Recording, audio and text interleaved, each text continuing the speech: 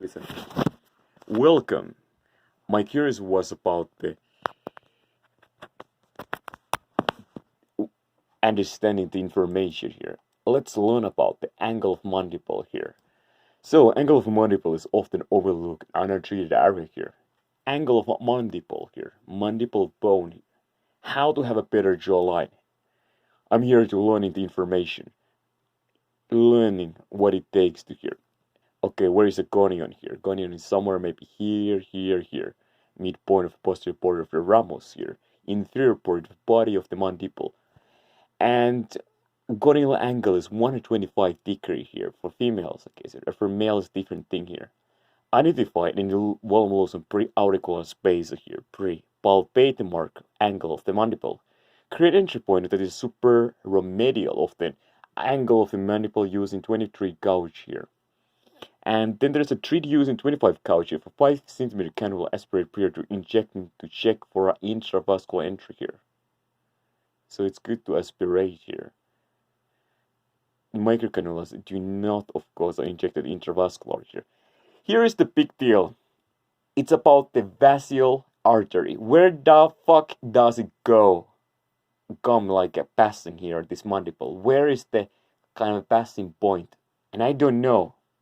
To be honest, I have no fucking idea. Kind of a concept is putting finger here and pressing different points here of this thing and try to find where is the biggest pulse here. And that is the kind of like a here. There's other options. Is the ultrasound. It can be radiated, as you can see here, the reflection. The third thing is what is even better is X-ray here. Injecting here in this external carotid artery some radiomarker thing and just putting a radiograph here and just immediately putting X-ray or some magnetic resonance and to see is there this radiomarker here passing the vesical artery, and all the arteries should be super visible in the radiograph here. If you have some marker here, especially all these veins should be super visible. They will just show here. So then you're just putting a radiograph. That is so easy solution here. It's just putting radio dye here. Okay, so some dye which will able to really show very well here. Arteries can even be seen, even X-ray anyways here, okay, so, but this will make it very obvious, okay, in all the small vesicle. And do this radiograph very shortly behind, maybe after 5, 3, 5, 10 seconds here. Inject dye and immediately start taking this radiographic, okay, because the blood will in few seconds already. This from here, injection is external carotid artery here.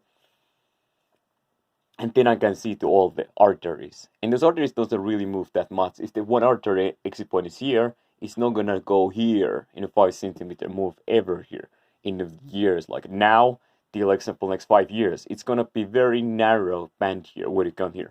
So that is the big problem myself here. I don't know where the arteries here. And I want to avoid the major arteries like facial arteries. So what if I injecting 18G needle here, guys, and just penetrate the facial artery? There's a lot of blood gonna come off here for sure. Yeah. Is it where is it? What is the best place to put this? Cannula here, and it is here ramus here, just behind the ramus here. The facial artery probably don't come from here in this beating the space auricular here, the preauricular. This area is maybe the best place to put in cannula inside here, somewhere here, here, here, because the facial artery is maybe anywhere here, being this area isn't passing by, but it's probably not beyond that ramus area here. Even if I don't have this radiograph to do it here, or even if I'm able to with finger find out any pulse or the biggest artery here.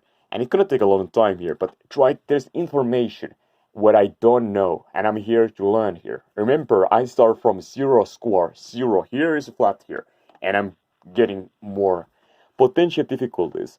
The facial nerve and parotid glands are the risk during shaping of the posterior mandibular ramus here. So there is a parotid gland here, is this one, and facial nerve here. Somewhere going around here, I don't know where the fuck is it. As they are both deep structures, located deep in superficial muscular aponeurotic system, SMAS here. They can be avoided by injecting in subdermal plane. When injecting the inferior border of the ramus here, be mindful inferior here border. What is inferior? Superior, inferior is here border. Be mindful of the facial artery as it curves along the anterior border of masseter here. It is a palpable at this point and should be identified and protected prior injection here. Alright, it's difficult here, guys, to really hear, guys. So, like, there is information and there is a little, like, it takes time for everybody to learn here. You're not just born, you're perfect here, guys. So nothing is perfect automatically, guys. So it takes time to really understand this thing, the technique here. Ricketts aesthetic plane here. Trying to really understanding here. It's more about the learning some things. Bocconion of the chin, palpate, contour deformity. Jovel sulcus here. Aspirate to check intravascular cannulation. Slow retrograde triad here. In spread of fanning technique here. Per thread to total per side. General palpation helps smooth the treated area. Potential difficulties are inferior alveolar artery here. Where is alveolar artery inferior and nerve exceeding for mental foramen? Here's mental foramen somewhere here. Yeah, are the main danger in this area here. Alveolar artery or nerve. The mental foramen is commonly located between first. What is the first? Here's the first here. Premolar is the first. It's like here and first and second teeth here is commonly located. So mental artery here should protect from direct injections. Never inject here, example here. I know here the mental foramen is supposed to be here. Somewhere here, I can feel more pain here when I hold here. To shape the contour of the chin here, subdermal periosteal here is a depth here, subdermal or periosteal. And there's a quality volume. Technique is cannula for subdermal and needle for periosteal here, of course, here. Imagine that this is able to inject in right turn. Beri-jowl region technique is identify borders of jowls and be mindful not to volumize the area here. The jowl should be no volumize this area here. Palpate and mark Bocconian here of the chin, the angle of mandible here. It's usually make like this kind of mark here. Slow retrograde twist approximately dermal filler product per thread is 0.1. So the jawline should demonstrate relatively sharp and angular here transition from neck here. Here's a neck here as a sharp jawline frames the lower third of the frame.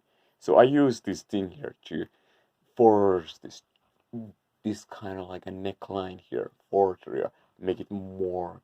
Is that some people have like a flat here, and here's the skin here, because it might be a crabby. Okay, so if people wear like this for all their life, when they go sleep and every time here, it will be a far better here because it's always forced the skin, and the skin is always have some stress here to become more tight here. And why people don't wear this kind of a skin mask, I don't know here.